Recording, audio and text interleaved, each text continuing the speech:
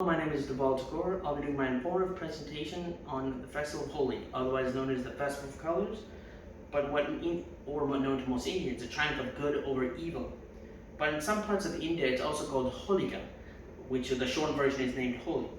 Now, there are many reasons why I love the Festival of Colors. Mainly, my most fun part, besides us people coming together, forgiving, forgetting, eating, and having fun times, there's also when you get in a cloud of colors, there's a before and after. So you go in clean, you come in a myriad of colors. Before and afters. Majority of these sources, majority of these images I have sourced from Google. This is actually in India because I can remember the architecture of India. These houses, this is how certain Indian houses look like. And now back to it. The story of Holi goes back to India many generations ago, thousands of years ago, when there was an evil king named Hiranyakashipu. He wanted to become immortal, so he asked the god Brahman to grant him immortality. Usually the gods never bestow immortality on any human, and it was a rare occasion that they even did this on Hiranyakashipu. He uses evil and cunningness to convince them. Upon this, he had asked Brahman for 5 powers. The first, no human or animal could kill him. He cannot be killed indoors or outdoors. He couldn't be killed in day or night. He couldn't kill by astra or shastra. Astra meaning bows and arrows, projectile weapons. Shastra meaning handheld weapons such as a sword, a dagger, a knife. And the final, he cannot be killed on any terrain, so land, sea, or air. The only one that wouldn't worship him was Prahlad.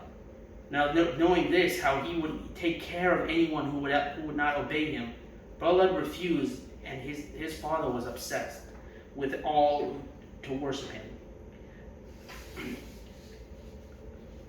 And as for the sources, I've gotten these sources from my grandmother, grandfather, and my parents. But on to the story now. He had tried to kill his son numerous times and failed. At this point, he had to call upon help of his sister Holika, which we get the name Holi from. Holika had in her possession a fireproof garment that when worn, none could touch, no fire could hurt her. So they have planned to trick his son Prahlad into sitting in Holika's lap on a massive fire beneath them.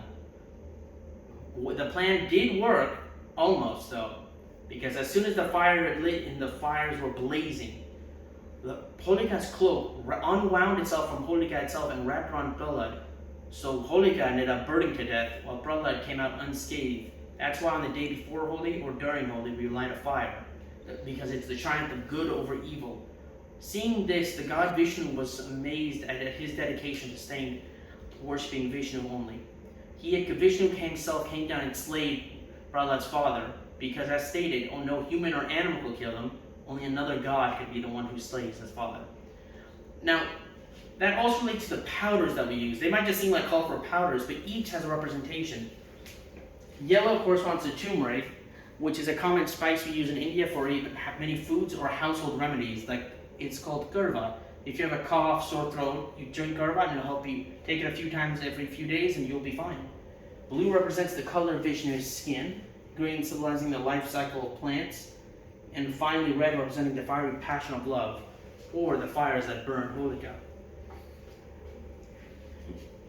As such, people normally knew Holi as the Festival of Colors, but now you know.